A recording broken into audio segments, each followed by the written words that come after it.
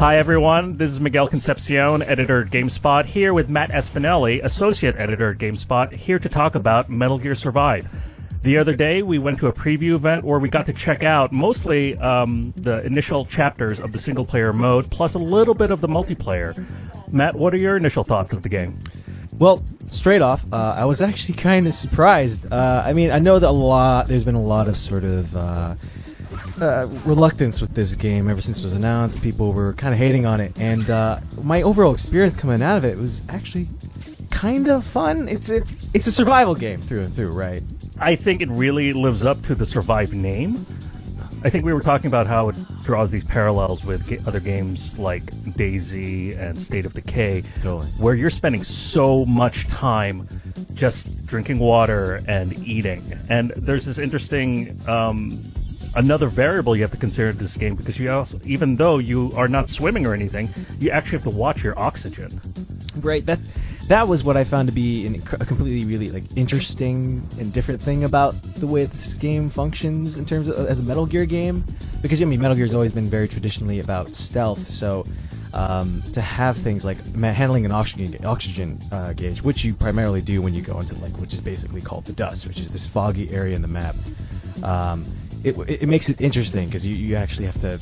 It really focuses in on managing all these different meters and the way that you're moving and the way you're traversing the environment and sneaking past enemies, which is not something you've had to worry about in previous Metal Gear games too much. Right. It's very jarring. I mean, even though it's really great to actually finally play a Metal Gear game using the Phantom Pain engine, it's definitely not like Phantom Pain 2. I mean, It sort of brings this contrast to how much of a superhuman Snake was. The fact that he had this unlimited stamina in Phantom Pain, and now your stamina is severely limited, and you got to manage it by constantly, sustaining yourself.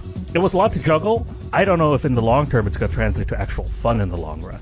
Right, yeah, that all comes down to how plentiful sort of resources are and how manageable the game makes it for you to gather things. I noticed when we were playing, the way you even hunt for food, right, is that in the map they have these little side missions, little side ops that'll open up, just like in Phantom Pain, where you can just go there and hunt animals and stuff. But those didn't seem to appear very often.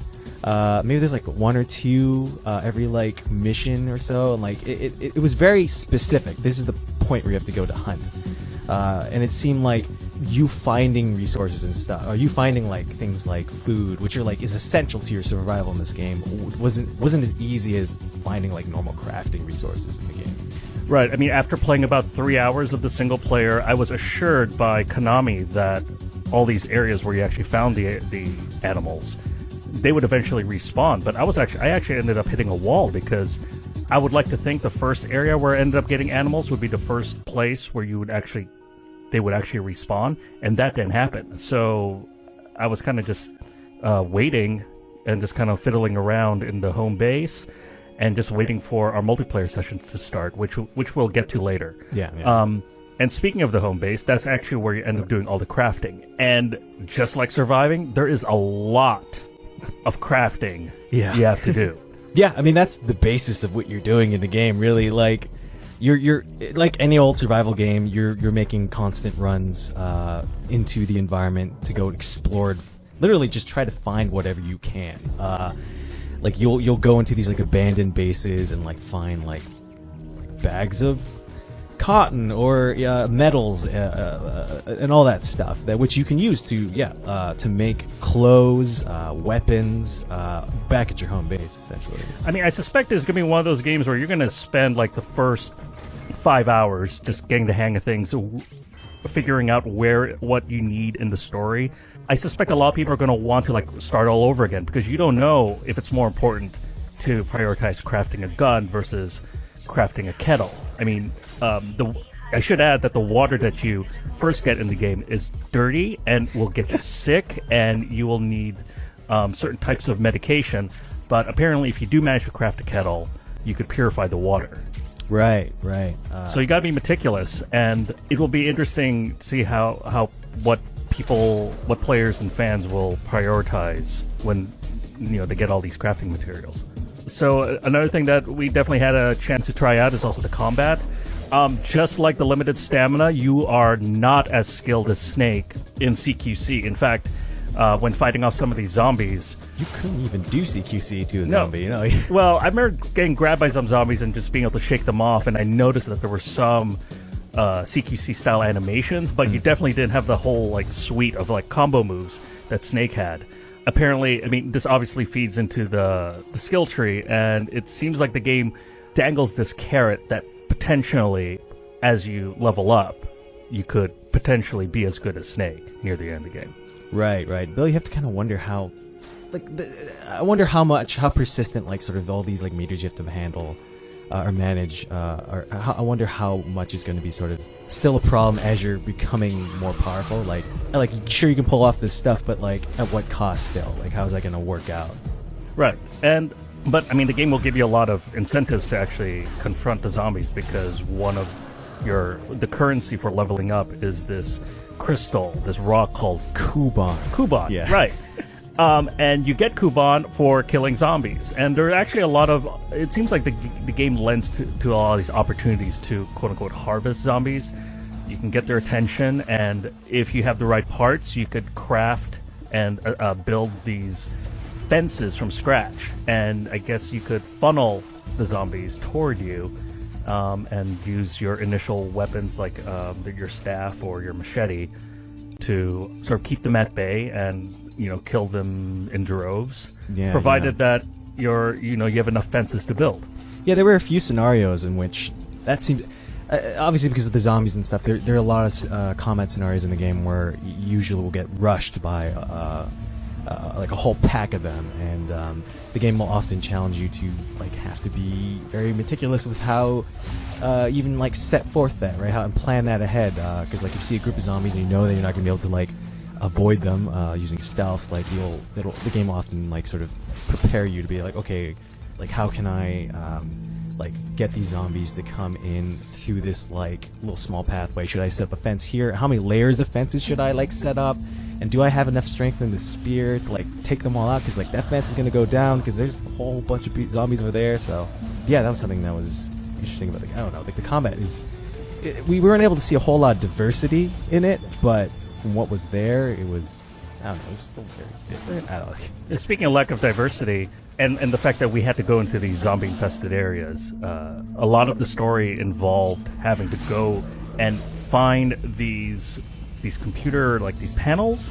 Yeah, right, the motherboards or something. Yeah, you had to find these motherboards, and we find out that these motherboards feed into this AI that teaches us a little bit more about the crafting and other things you can do in the game.